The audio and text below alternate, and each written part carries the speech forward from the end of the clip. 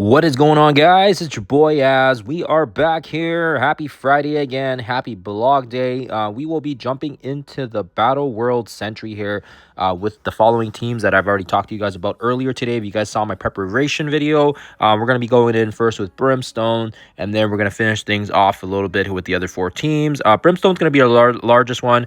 Then we're going to have Odin plus the F3. And then, of course, as well, we're going to have Daring Warriors, Astral, and, of course, as well, this new team with the Xavier and Phoenix Force combo that I'll be trying here out here this time. But anyways, those are the 5 teams. I'm not going to do the full gameplay because otherwise it's like a 40-minute video. But what I will do is I'm going to basically go through the first couple of minutes, maybe a minute or so just of playthrough, and then you guys can kind of see the strategy. And once you kind of see that, I will skip to the footage on where the damage is, so you guys can kind of see how much damage I did as well for your own reference. And again, I want to wish you guys best of luck with the attempt, and hopefully you guys are able to get all the get as much damage as you can on him and get as much shards as you can on Sentry while he's here. Other than that, let's quickly go into the gameplay. Okay, so it looks like we're the first one here to go off here. Nobody in my alliance has attacked yet. So again, we're going to go in here, first team, Brimstone. I'll go kind of over just a couple of things that I was doing here for strategy-wise. And if you guys want to watch the full gameplay, again, I'll attach the links and the description to my previous gameplay as well. So right out the bat here, we want to avoid going for Sentry because the longer we keep Sentry on the board, the more damage we can do to him just because of that passive. Which I alluded to before in another video, where the more he attacks us while Sentry is still on the board, he does 2% of his damage, or I think it's 2% of his max health to himself or something. 2% of something, I think it's 2%. But yeah, as you guys go through here, just watch the cooldowns. It's always a good idea to top off your health as well with Living Mummy. Don't worry about it too much in terms of cooldowns, because once the next wave drops, we should be able to kill off all the summons. And when the summons go down, Daemon gives energy back to the team, and it keeps Living Mummy actually in really good shape. Next wave drops. This is where I start throwing all the cooldowns at them just so I can clear the board easy. And again, we'll throw the ult here. This is going to kill off a couple people, and you're going to see energy feeding back to Living Mummy here thanks to Daemon's passive. And then Daemon's going to do his bomb. That's going to clear, give some more energy back, more speed bar, and damage as well here. Having Daemon as a raider helps really to amplify his damage as well. And of course as well, like I said, just keep those cooldowns when there's summons, and rinse and repeat. Next wave drops. Hopefully, if you're keeping your health and your taunts up in check, it should help sustain a little bit. And don't be afraid, like I said, to use that special just to kind of top your health off when you can, just so we can kind of remove and cleanse and give energy back as well on the kills.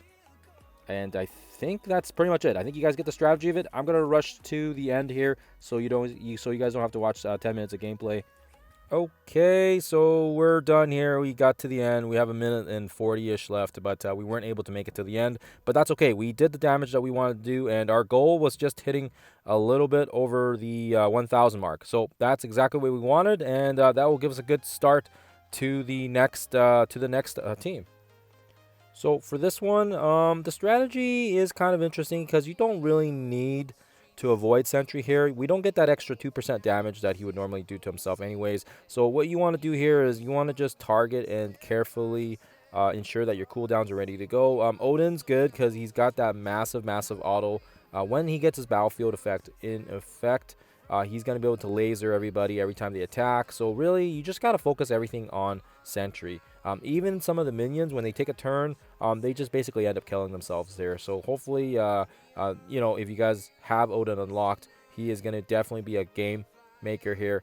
For sure, their damage is not as powerful as the Brimstone, just because they don't have that 3 times multiplier. But if they did have that 3 times multiplier, it would be an absolute deal breaker with this team, because they still deal some pretty insane numbers. So you'll see laser here from Odin, and this is why I said already, having him basically beside Fantastic Force, Reed is gonna be key here because he's kind of the tankiest one, and I have him as a raider here just to kind of get some extra crits in, especially because he autos and hits. Franklin's a striker, so he gets a couple of little pings here and there, and of course as well, just save those cooldowns when the next wave drops. And yeah, you can kind of like I said, just kind of throw your ults, clear, And yeah, and a good strategy as well here is again, shout out to my boy Sneak. He indicated that you can use Thanos endgame here to feed energy to the group here, and that would be very, very nice. Actually, you could start spamming cooldowns and stuff, right? So depending on how the War Tower goes, I may bring up my Thanos and maybe use him for the next Battle World. But other than that, I think you guys kind of get the gist of it. I will skip here to the end so you guys can kind of see the damage output. So yeah, we make it almost to the last minute, but unfortunately, even with our massive amounts of safeguard and buffs, Sentry just kind of shreds us here near the end here. And I think what happens is he switches forms, and then he actually does like a back-to-back ult, and yeah, just absolutely decimates our entire team here, which is unfortunate. But we did almost make it, like I said, to the last chunk of health here. And yeah, this team is good. It's just, yeah, unfortunately, their damage is capped, so they can only do so much. But yeah, if it was not capped, their damage would probably be equivalent, right? Equivalent, or if not higher than the Daring Warriors and to the Brimstone as well here. It's just their damage is capped here. And yeah, this is a very, very good team. And hence why I always stress the importance of building Fantastic Four, because they are so good in so many different game modes. Dark Dimension, PvE, Arena, Cosmic Crucible, you name it. So yeah, anyways, so hopefully the numbers show you guys exactly, you know, like just how good this team is, at least in my opinion. So multiply that by 3, and that would be their damage if they were not capped. So that's kind of it there. I'm going to throw one more gameplay one for Daring Warriors, and then I am going to basically just kind of fast track the other ones, because the strategy doesn't really change much other than the teams. And of course as well, Daring Warriors is another good one because of the fact that we get a lot of positives: safeguard, defense up, deflection. It's just such a powerful team, and it's honestly really, really hard to stop this team once they get going. And of course as well, it would be, you know, once we do get more stars on our Daring Warriors, it would not surprise me if the ceiling for this team is on par with the Brimstone, if not higher, just because of they have the constant safeguard, constant buffs. Energy is like just fueling this entire team here, and trying to ensure that everyone's cooldowns and everything are good to go here. Just use your abilities, and then what Eclipse can do is Eclipse and JJ can feed the energy back to the team very, very crucially, right? Daredevil can start applying a lot of those crits, especially if he's got the counter attack. All his attacks will crit, so he just hits that much harder. And again, these guys don't have that ceiling cap that the Fantastic Four have. They have 3 times the multiplier, just like the Brimstone, so it allows for them to do quite a bit more damage. And hopefully you guys can kind of see that when you use your teams.